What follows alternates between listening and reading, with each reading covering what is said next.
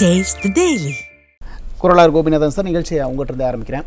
நீண்ட காலமாக நீங்களும் கேட்டுட்டு இருந்தீங்க, சட்டசபையில் கேட்டீங்க, பத்திரிகை ஊடகம் எல்லாத்துலேயும் கேட்டுட்டு இருந்தீங்க, லேப்டாப் தரணும் அப்படின்னு மாணவர்களுக்கு.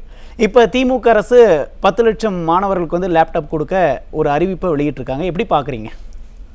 அதாவது தமிழகத்தை பொறுத்த வரைக்கும் வள்ளுவ பெருந்தகை சொன்னது போல் கேடில் விழுச்செல்வம் கல்வி ஒருவருக்கு மாடல்ல மற்றவை என்று சொன்னார். உலகத்திலேயே அழியாத செல்வம் எது என்று சொன்னால் கல்வி தான்.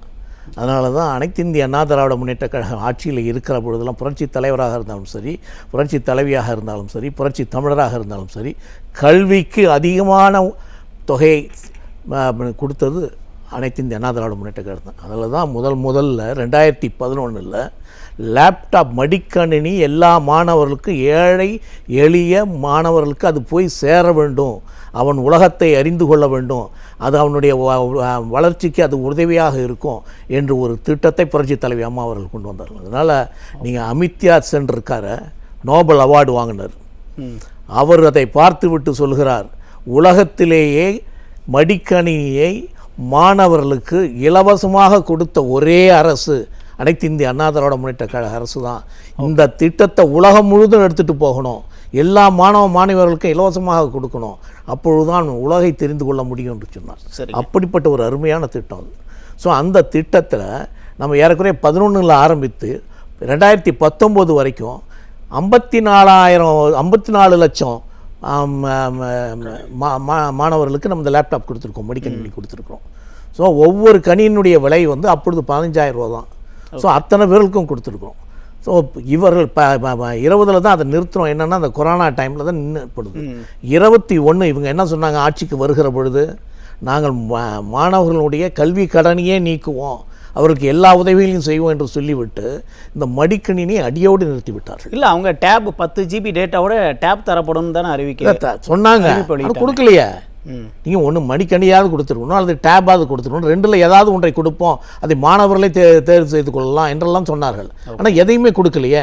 நீங்கள் 21 கொடுக்கல. ஸோ ஒரு வருஷத்துக்கு ஏறக்குறைய 8 லட்சம் மாணவர்கள் நீங்கள் இப்போ +1 +2 படிக்கிறாங்க. ஸோ அவர்களுக்கு நாங்கள் 8 லட்சம் மாணவர்களுக்கு கொடுக்குறோம். ஸோ அப்போ நீங்கள் 4 வருஷமாக கொடுக்கல, 32 லட்சம் மாணவர்கள் பாதிக்கப்பட்டிருக்கிறார்கள். 32 லட்சம் மாணவர்கள் பாதிக்கப்பட்டிருக்காங்க. 32 லட்சம் மாணவர்களுக்கு நீங்கள் மடிக்கணினி கொடுக்கல. ஸோ அப்போ என்ன ஏமாத்து வேலை இது? நீங்கள் இன்னைக்கு வந்து நாங்கள் 20 லட்சம் பேருக்கு கொடுக்குறோம் அப்படின்னு நீங்கள் சொல்கிறீங்களா? இல்லை, அவங்க நிதி நிலைமை இல்லை சார் காரணம். இவ்வளோ நாளாக அதிமுக கேட்டுட்டு இருந்த போதில் என்ன சொன்னாங்க, பள்ளிக்கல்வித்துறை அமைச்சர் என்ன சொன்னாங்க, நிதி நிலைமை சரியில்லை, சரியான பிறகு நாங்கள் தருவோம் அப்படின்னு சொன்னாங்க. இப்போ தான் தரேன்னு சொல்லிட்டாங்களே, பிப்ரவரி இறுதிக்குள்ளே 10 லட்சம் மாணவர்களுக்கு நாங்கள் தருவோம் அப்படின்னு சொல்லியிருக்காங்களே. எங்க நிதி நிலைமை இல்லாதவர்கள் வந்து எப்படிங்க கார் ரேஸுக்கு 47 கோடி கொடுக்குறாங்க? என்ன இந்த கதையாக இருக்குது? நீங்கள் நிதியை நீங்கள் மத்திய அரசு கொடுக்குற நிதியே நீங்கள் செலவழிக்காத ஒரு அரசு இது. நீங்கள் ஏறக்குறைய 7,000 கோடியை நீங்கள் அவர்கள் கொடுத்த பணத்தை நீங்கள் செலவழிக்கல, 219 கோடியை நீங்கள் திருப்பி அனுப்புகிறீங்க.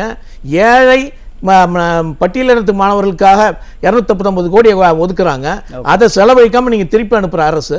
நீங்கள் எப்படி நீங்கள் நிதி இல்லைன்னு சொல்லுவீங்க? யாரை ஏமாற்றுவதற்கு? 10 லட்சம் லேப்டாப் சொல்லியிருக்காங்கல்ல, அது நீங்கள் பாராட்ட மாட்டீங்களா? நிச்சயமாக கிடையாதுங்க. என்னென்னா இதுவும் கொள்ளை அடிப்பதற்காக கொண்டு வந்த திட்டம் தான். 2 காரணங்க, இந்த திட்டத்தை கொண்டு வந்ததற்கு 2 காரணங்கள் இருக்குது. ஓகே, ஒன்று இதில் கொள்ளை அடிக்கலாம் என்று. ஏன்னா நம்ம அனைத்து இந்திய அண்ணா திராவிட முன்னேற்ற கழகத்தில் ஒரு லேப்டாப் 15,000 ரூபாய்க்கு வாங்கணும். ஓகே, ஸோ ஏறக்குறைய 54 லட்சம் பேருக்கு கொடுத்தோம். ஸோ ஆனால் நீங்கள் இப்போ 20,000 ரூபாய்க்கு வாங்குறீங்க. நீங்கள் எலக்ட்ரானிக்ஸ் ஐட்டம் மட்டும் எப்படியுமே பார்த்தீங்கன்னா நாளாவ குறையும், விலை அதிகமாக இல்ல. அதுக்கு என்ன காரணம் சொல்றாங்க அப்படின்னா, தரத்தை கூட்டி நாங்க 20,000 ரூபாய் மதிப்புல கொடுக்க போறோம் அப்படின்னு சொல்றாங்க. நாங்க கொடுத்த தேர்தலுக்கு உங்களுக்கு என்ன வித்தியாசம் இருக்கு? அதே RAM தான் இருக்கு, அதே கான்ஃபிகரேஷன் இல்ல. விண்டோஸ் எல்லாம் கொஞ்சம் விண்டோஸ் 11 கொடுக்க போறோம் அப்படின்றாங்க. ப்ராசஸர் வந்து அதிக திறன் வாய்ந்ததா கொடுக்க போறோம் அப்படின்னு காரணம் சொல்றாங்க. எலக்ட்ரானிக்ஸ் ஐட்டம் இருக்கு. நீங்க ஒரு 5 வருஷத்துக்கு முன்னாடி ஒரு லேப்டாப் வந்து 1,40,000 ரூபாய். இன்னைக்கு அது என்ன விலை தெரியுங்களா? இன்னைக்கு 40,000 ரூபாய்.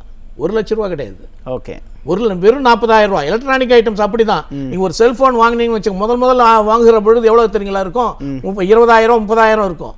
அது குறைந்து வந்து விடும். இல்ல சார், So, இப்ப நீங்க அப்படிப்பட்டு இருக்கிற பொழுது இது வந்து நாங்க 15,000 ரூபாய்க்கு கொடுத்து நீங்க 10,000 ரூபாய்க்கு கொடுக்கணும் வாங்கணும். இல்ல இப்ப நீங்க சொல்ற மாதிரி திமுக அரசு இப்ப தேர்தல் நெருக்கத்துல இப்போ ஒரு லேப்டாப் கொடுக்க போறேன் 10 லட்சம் லேப்டாப் கொடுக்கறத வந்து நீங்க ஊழலுக்காக தான் பண்றாங்க அப்படின்னா 2 காரணங்கள் சொல்றேன். அதான் 2 காரணம். ஒன்னு ஊழலுக்காக, இன்னொன்னு வந்து இளைஞர்களை ஏமாற்றுவதற்காக. அதாவது பெரும்பான்மையான மாணவர்களும் இளைஞர்களும் கொஞ்சம் நஞ்சம் பேர் இருந்தவங்களும் எல்லாமே இப்ப அனைத்து இந்திய அண்ணா திராவிட முன்னேற்ற பக்கம் வந்துட்டாங்க, திமுகவுக்கு எதிராக திரும்பி விட்டார்கள். கொஞ்சம் பேர் இருந்தாங்கல்ல, அவர்களும் இப்போ தாவேகா பக்கம் போயிட்டாங்க. ஸோ இப்போ இளைஞர்களே கிடையாது, அவர்களை ஏமாற்ற வேண்டும், மாணவர்களை ஏமாற்ற வேண்டும். அவர்கள் எதிர்ப்பாக திமுகவுக்கு எதிர்ப்பாக திரும்பி விட்டார்கள். அவருடைய ஓட்டு ஒரு ஓட்டு கூட திமுகவுக்கு விழாது. இளைஞர்களோட செல்வாக்கு இழந்ததுனால இந்த அறிவிப்புன்றீங்களா? நிச்சயமாக அதுதான். இளைஞர்களை எப்படியாவது நம் பக்கம் திருப்ப வேண்டும். ஏன்னா அவர்கள் ரொம்ப திமுக கடுங்கோபத்தில் இருக்காங்க. அதனாலதான் இன்னைக்கு தாவேகால இருக்கிற நீங்க இளைஞர்களை பார்த்தீங்கன்னா திமுகவை திட்டுவதற்கு காரணம் அதுதான். இன்னைக்கு அனைத்து இந்திய அண்ணா திராவிட முன்னேற்ற கழக இளைஞர்கள் திட்டுவதற்கு காரணம், மெயின் காரணம் இதுதான். இளைஞருடைய வாழ்வாதாரத்தை இவர்கள் சிதைத்து விட்டார்கள். நீங்க ஒண்ணும் இல்லைங்க, எம்ப்ளாய்மெண்ட் எக்ஸ்சேஞ்சில் நீங்க ஆட்சிக்கு வருகிறதுக்கு முன்னாடி என்ன சொன்னீங்க? நீங்க இவர்களுக்கு எவ்வளவு வேலை கொடுப்பான்னு சொன்னீங்க? 2.5 லட்சம் வேலை காலியாக இருக்கிறது, 3 லட்சம் வேலை காலியாக இருக்கிறது, மேலும் 2.5 லட்சம் வேலையை நாங்கள் உருவாக்குவோம். ஏறக்குறைய 5.5 லட்சம் அரசு வேலை மக்களுக்கு இளைஞர்களுக்கு கொடுக்கப்படும் நீங்க சொன்னீங்கல்ல. மொத்தமே கொடுத்திருக்கிறது 40,000 தான். 40,000 வேலை தாங்க கொடுத்திருக்கீங்க. ஏறக்குறைய இன்னைக்கு 6 லட்சம் இளைஞர்கள் இன்றைக்கு வேலை இல்லாம இருந்துட்டு இருக்காங்க. இதற்கு யார் காரணம்? நீங்க இளைஞர்களை ஏமாத்தி அந்த பணத்தை டைவர்ட் பண்ணி மத்தவத்துக்கு செலவு பண்ணிவிட்டு இன்றைக்கு இளைஞர்களுக்கு பணம் இல்லை என்று, நிதி இல்லை என்று பொய்யை சொல்லிக் கொண்டிருந்தீர்கள். இல்ல இப்ப நீங்க 2 பாயிண்ட் சொன்னீங்க. ஒன்னு இளைஞர்களோட ஓட்டை கவருவதற்காக அப்படின்னு சொன்னீங்க, இன்னொன்னு ஊழல் செய்யறதுக்காக அப்படின்னு சொன்னீங்கல்ல. இல்ல ஊழல் செய்யணும்னு திமுக விருப்பப்பட்டிருந்தா ஆரம்பத்துல இருந்தே கொடுத்திருப்பாங்கல்ல. இல்ல அவங்க ஆரம்பத்துல இருந்து நாங்க சொன்னது அதான், என்னன்னா அந்த பணமே எடுத்து இவங்க இதுல போட்டாங்க. 1000 ரூபாய் கொடுக்கலாம் அப்படின்னு சொல்லி மொத்த பணத்தையும் அதற்கும் இளைஞர்களை நாங்கள் வந்து புதுசாக ஒரு திட்டத்தை கொடுக்குறோம் அப்படின்னு சொல்லிட்டு 2.5 லட்சம் கல்லூரியில் படிக்கிற மாணவர்களுக்கும் மாணவிகளுக்கும் நாங்கள் மாதம் 1000 ரூபாய் கொடுக்குறோம் அப்படின்னு சொல்லிட்டோம், அதனால அதுக்கு கொடுக்குறோம் என்றும் அவரை டைவர்ட் பண்ணாங்க பணத்தை. ஸோ அப்போ ஒரு மாணவருக்கு ஒரு அனைத்து இந்திய அண்ணா திராவிட முன்னேற்ற கழகத்தினுடைய திட்டத்தை நீங்க ஃபாலோ பண்ணீங்கன்னா ஒரு வருடத்திற்கு 8 லட்சம் மாணவர்களுக்கு கொடுக்க வேண்டும். ஆனா இவங்க என்ன பண்ணாங்கன்னா நாங்க 1000 ரூபாய் மாணவர்களுக்கு கொடுக்குறோம் அப்படின்னு சொல்லி அவர்களுக்கு 2.5 லட்சம் மாணவர்களுக்கு தான் கொடுத்தாங்க. ஏறக்குறைய அதுல ஒரு 5.5 லட்சம் மாணவர்களுக்கு விட்டுட்டீங்க. ஸோ அந்த ஏமாத்திட்டீங்க 5 லட்சம் மாணவர்கள். அந்த 2 லட்சம் மாணவர்களுக்கு கூட ஸ்காலர்ஷிப் வாங்குவான்ல, அதுவும் கிடையாதுன்ட்டீங்க. ஸோ ஸ்காலர்ஷிப் வாங்கினா இந்த 1000 ரூபாய் கிடையாது. ஸோ அப்போ நீங்க எப்படியெல்லாம் மக்களை ஏமாத்திருக்கிறீர்கள், எப்படி மாணவர்களை ஏமாத்திருக்கிறீர்கள், இளைஞர்களை ஏமாத்திருக்கிறீர்கள்னா நீங்க அதுக்கு ஒதுக்கப்பட்ட பணத்தை எடுத்து டைவர்ட் பண்ணிட்டு நீ நான் 1000 ரூபாய் கொடுக்குறேன் அப்படின்னு சொல்லி அவங்களை ஏமாத்தினீங்க. அவங்களுக்கு கொடுக்கல, ஸோ அதையும் ஒழுங்காக கொடுக்கல. ஸோ இப்போ இவங்களுக்கு கொடுக்க வேண்டிய 32 லட்சம் மாணவர்களுக்கு மடிக்கணினியை கொடுக்காம அதையும் ஏமாத்திட்டீங்க. ஸோ இளைஞர்களுக்கு வேலைவாய்ப்பு நாங்கள் அதிகமாக தருவோம் சொல்லிட்டு அதையும் ஏமாத்திட்டீங்க. ஸோ அவர்களுடைய கல்வி கடனை முற்றிலுமாக நீக்குவோம் அப்படின்னு சொல்லி அவர்களையும் ஏமாத்திட்டீங்க. அப்போ ஒட்டுமொத்தமாக இளைஞர்களையும் மாணவர்களையும் இந்த அரசு ஏமாற்றி இருக்கிறது, அவங்களை நசுக்கி இருக்கிறது, அவங்களுடைய வாய்ப்புகளை குறைத்திருக்கிறது, அவங்களுடைய வாழ்வாதாரத்தை சேர்த்திருக்கிறது. அந்த காரணத்துக்காக தான் எப்படியாவது இளைஞர்களை தன் பக்கம் இழுக்க வேண்டும் என்ற ஒரே காரணத்துக்காக இப்படி ஒரு திட்டத்துக்கு அப்படி பண்றவங்க கூட நீங்க இந்த 25 ஆரம்பிச்சதுல அப்பவே நீங்க போன பட்சத்தில் நீங்க சொல்லி இருக்கணும்ல, இது வரைக்கும் கல்வியாண்டு ஆரம்பத்திலே கொடுத்துருங்க. இனி இப்ப உங்க ஆட்சியே போகுது, நீ போற போக்குல நான் இதை கொடுக்குறேன்னு சொன்னா யார் நம்புவாங்க அவங்கள? ஓகே, குரலார் கோபிநாதன் சார்.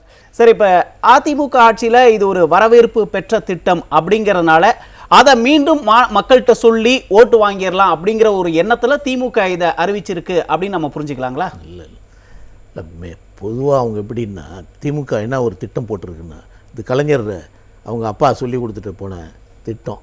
அதாவது ஒரு ஆட்சிக்கு வந்துட்டா முதல் வருடத்திலிருந்து 4.5 வருடம் வரைக்கும் கொள்ளையடிங்க, மக்கள் மேலே எல்லா வரியும் சுமத்துங்க, அவங்க திட்டிட்டு தான் இருப்பாங்க, கவலைப்படாத. 4.5 வருஷம் முடிஞ்ச உடனே நீ தேர்தல் சமயத்தில் அவங்களுக்கு வாரி வாரி கொடு. ஸோ இந்த 4.5 வருஷத்தை மறந்துடுவான். இந்த 6 மாதத்தில் நீ கொடுக்குறல்ல மக்களை ஏமாற்றி மக்களை நல்லா ஏமாற்றி ஓட்டு வாங்கலாம். அதாவது இப்போ தான் நீங்கள் பார்த்தீங்கன்னா எல்லா இடத்துலையும் ரோடு போடுவான், எல்லா இடத்துலையும் லைட்டு போடுவான். அதுக்கப்புறம் குவிண்டாலுக்கு நெல்லுக்கு 2,500 ரூபா கொடுப்பேன்னு அவன் வாக்குறுதி கொடுத்தா. ஸோ இந்த 4.5 வருஷம் கொடுக்கல. ஸோ இன்றைக்கி என்ன சொல்கிறாரு, நான் 2,500 ரூபா உங்களுக்கு அப்போ 2006 26 கொடுப்பேன். அப்போ என்ன அர்த்தம்? இப்போ இந்த 1000 ரூபா இது வரைக்கும் கொடுக்கல, ஸோ இனிமே வரவங்களுக்கு நான் 1000 ரூபா கொடுப்பேன் அப்படின்னா என்ன பொருள்? ஸோ இந்த 6 மாதத்தில் மக்களை ஏமாற்றலாம். அப்போ அவங்க அதுக்கு 2 ஒன்று, இது ஒன்று காரணம். ஸோ அதனால தான் இதெல்லாம் அனௌன்ஸ் பண்ணிட்டு இருக்கிறது. இன்னொன்று என்னன்னா, தேர்தல் பயம் வந்துவிடுச்சு. இப்போ நிச்சயமாக 26 நம்ம ஜெயிக்க மாட்டோம்னு அவங்க கொடுத்த எல்லா கருத்துக்களும் அவங்க சொல்லிடுச்சு. ஸோ அவங்க ஐபி மூலமாக ட்ரை பண்ணாங்க, பல சோர்சஸ் மூலமாக ட்ரை பண்ணாங்க. எல்லா சோர்சஸுமே திமுக வெற்றி பெறாது, எல்லா இடத்துலையும் தோற்றுவிடும் அப்படின்னு வந்துருச்சு. இப்போ தேர்தல் பயம் வந்த உடனே எதையாவது பண்ணி நம்ம இந்த தேர்தலில் ஜெயிக்கணும் என்ற ஒரே காரணத்துக்காக இப்போதான் அதுக்காக இந்த திட்டத்தெல்லாம் மக்கள் நிச்சயமாக ஏற்றுக்கொள்ள மாட்டாங்க.